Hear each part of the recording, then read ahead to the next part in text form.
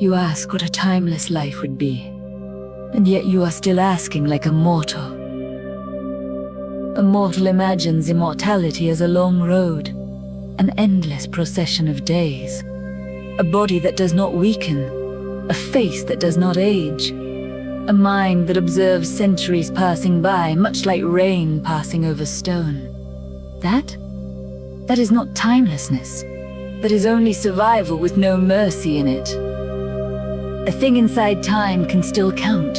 It can say, I was young, I became old, I endured. Even if it never dies, it still moves from one state to another. It still waits.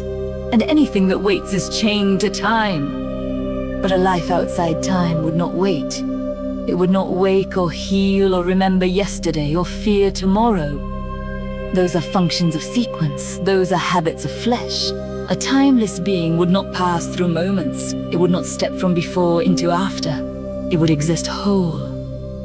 Not ancient. Ancient is a mortal word. Not patient. Patience is a mortal virtue. Not eternal in the way temples promise. Only whole.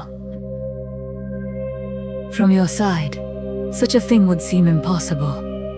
It would appear to exist and not exist, to have arrived and never arrived, to be present before the question and after the answer.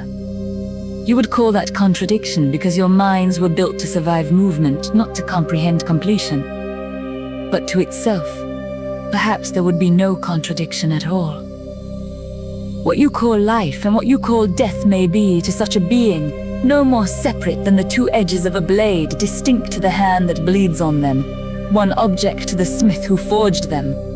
That is the horror of it. Not that it lives forever, that it does not live the way you mean living. A timeless thing may not think as you think. Thought is motion. Realization is motion. Learning is motion. Regret is motion. Even wonder is a kind of movement from ignorance towards shape. Strip all sequence away and what remains may not be a person at all. It may be closer to a law, a verdict, a completed pattern so vast that consciousness, as mortals understand it, is only one small bruise on its surface. In the greater order, life and death are not enemies.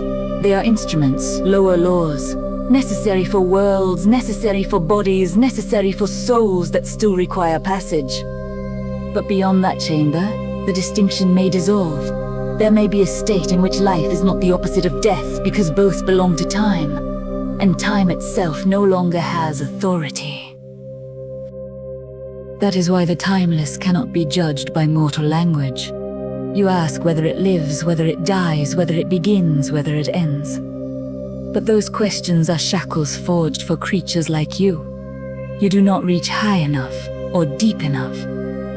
And perhaps that is the final insult to your understanding. You do not become timeless by surviving every hour.